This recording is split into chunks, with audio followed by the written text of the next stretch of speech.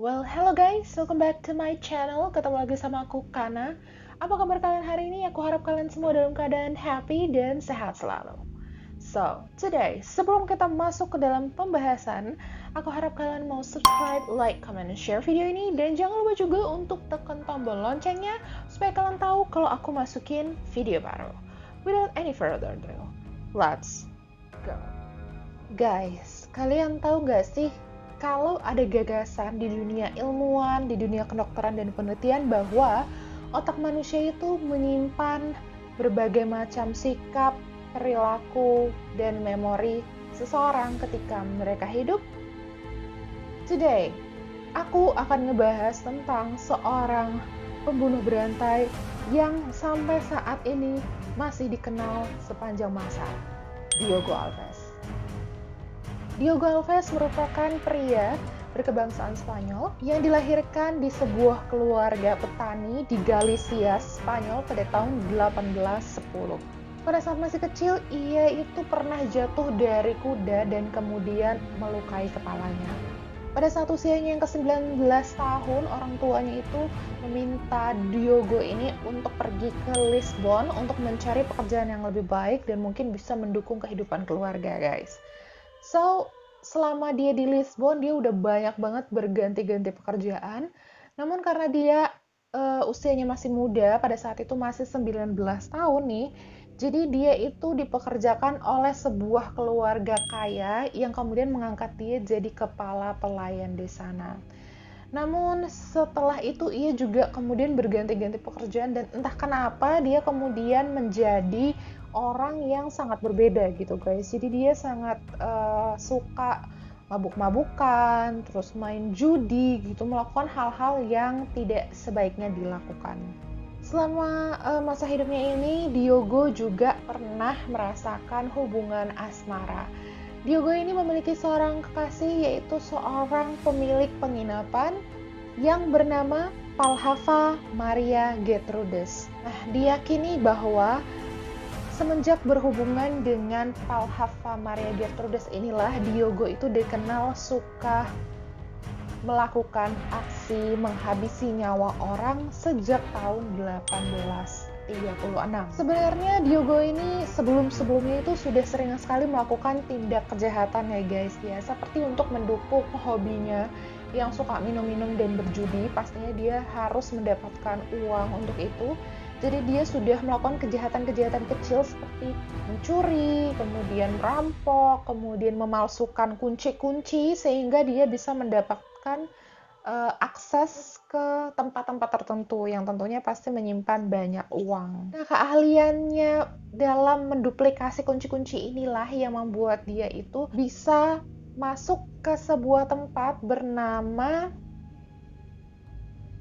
Reservato de Mai Aguas dan Amoreiras. Lokasi inilah yang menjadi lokasi favoritnya dalam melakukan tindak kejahatannya guys. Yaitu sebuah galeri bawah tanah yang mengarah ke Aqueducto das Aguas Livres. Nah, dalam semasa hidupnya ini ia sudah membunuh sebanyak 70 orang dalam kurun waktu 1836 hingga 1840.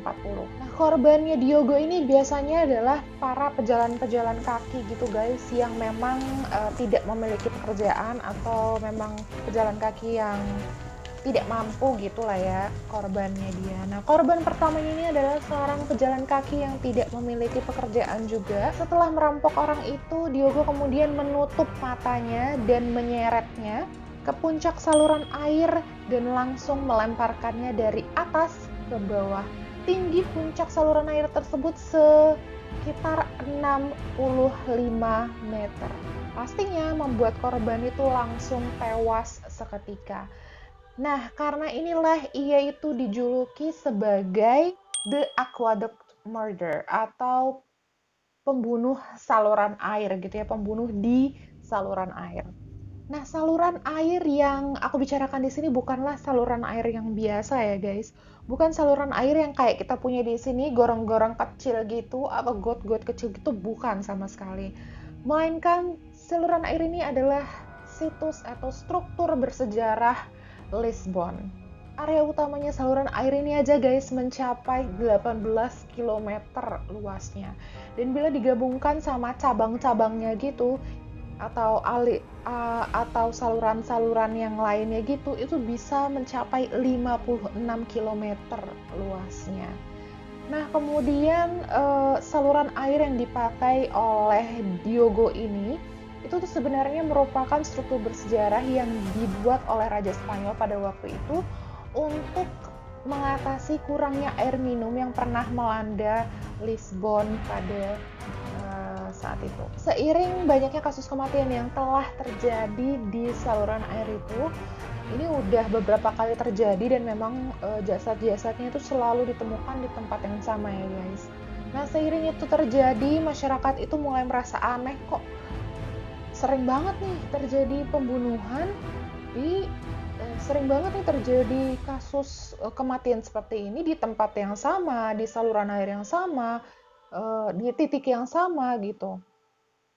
Masyarakat udah mulai merasa takut dan kemudian udah mulai merasa kayak nggak tenang gitu, yang kemudian diputuskan untuk saluran air itu ditutup dan tidak dibuka lagi selama beberapa dekade.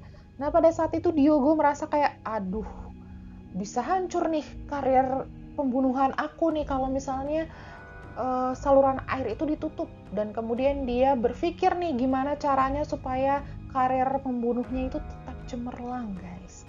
Nah, kemudian muncullah ide dari Diogo ini. Ia membentuk sebuah geng merampok gitu ya kan, untuk merampok dan membunuh sebuah keluarga. Nah, namun pada 1840 Diogo ini kemudian ditangkap atas kasus pembunuhan sebuah keluarga yang sudah dia rencanakan bersama para gengnya itu, dan dijatuhi hukuman mati guys. Nah, aku nggak dapat sama sekali informasi mengenai keluarga yang dibunuh oleh Diogo dan gengnya ini. Kalau misalnya kalian punya atau dapat informasi mengenai hal ini, kalian boleh komentar di bawah dan kasih tahu aku keluarganya, atau mungkin kasih tahu aku linknya ada di mana biar aku juga bisa baca. Nah, meskipun ini anehnya gini nih, meskipun ya kasus kematian yang terjadi di saluran air itu, yang 70 orang meninggal di saluran air itu belum terbukti kalau Diogo yang melakukannya nih guys, tapi juri tuh masih yakin gitu kalau itu tuh perbuatannya Diogo. Namun juri memang tidak bisa menangkap ia karena pembunuhan 70 orang itu, tetapi polisi ini masih bisa menangkap Diogo karena kasus pembunuhan keluarga tadi. Nah, yang bikin anehnya lagi nih guys, ini kan yang terjadi adalah selain pembunuhan keluarga itu adalah kematian dari 70 orang di titik yang sama, di saluran air yang sama, di tempat yang sama, berulang-ulang kali, 70 kali loh guys. Kenapa bisa nggak ketahuan? Tahu nggak kalian jawabannya apa? Jawabannya adalah, memang pada saat itu Lisbon itu memang sedang dilanda krisis keuangan yang sangat besar. Jadi memang banyak sekali orang-orang yang mengalami masalah keuangan, kesulitan keuangan, memang bener-bener seperti terikat gitu, nggak tahu lagi mau ngapain, dan memang menimbulkan stres yang mungkin cukup parah pada saat itu di Lisbon. Nah, jadi para polisi ini, para pihak yang berwajib ini bukan berpikir atau tidak berpikir kalau jasad-jasad yang mereka temukan di saluran air itu merupakan kasus pembunuhan, merupakan jasad kasus pembunuhan, melainkan mereka berpikir kalau itu adalah jasad orang-orang yang memutuskan untuk melakukan bunuh diri karena merasa putus asa gitu. Dan karena itulah Diogo itu sangat lancar melakukan aksinya, karena ia berpikir bahwa ini adalah kesempatan yang bagus. Kenapa kesempatan yang bagus? Ya karena polisi berpikir kalau itu adalah orang-orang yang memutuskan untuk menghabisi hidupnya sendiri, bukan karena dibunuh. Jadi mengapa Diogo itu berhasil membunuh sebanyak 70 orang, ya karena dia memanfaatkan situasi pada saat itu gitu guys. Menariknya Diogo ini mendapatkan hukuman mati ya guys, dengan cara digantung. pada tahun 1841. Tapi tidak berhenti sampai di situ. Para ilmuwan dan dokter Escola Medico Chirurgica, sorry banget kalau aku salah, dari Lisbon itu punya rencana lain. Mereka itu sangat-sangat penasaran nih gimana bisa satu orang ini mencuri, kemudian bisa merampok, kemudian bisa memalsukan kunci-kunci dan membunuh sebegitu banyak orang. Mereka itu penasaran motivasinya si Diogo ini apa sih gitu loh. Kok bisa melakukan hal-hal itu gitu. Karena pada saat itu memang belum ada dalam sejarah kota Portugal gitu ya, belum ada sama sekali pembunuhan yang seperti ini gitu. Orang kayak gini tuh baru dia doang gitu. Jadi peneliti dan para ilmuwan dan juga para dokter tuh penasaran apa sih ya memotivasi si Diogo ini untuk melakukan hal sekejam itu. Nah, karena itulah makanya para peneliti itu memutuskan bahwa setelah Diogo ini mendapatkan hukuman gantung, kepalanya itu dipisahkan guys, ya, dan kemudian diambil untuk diteliti.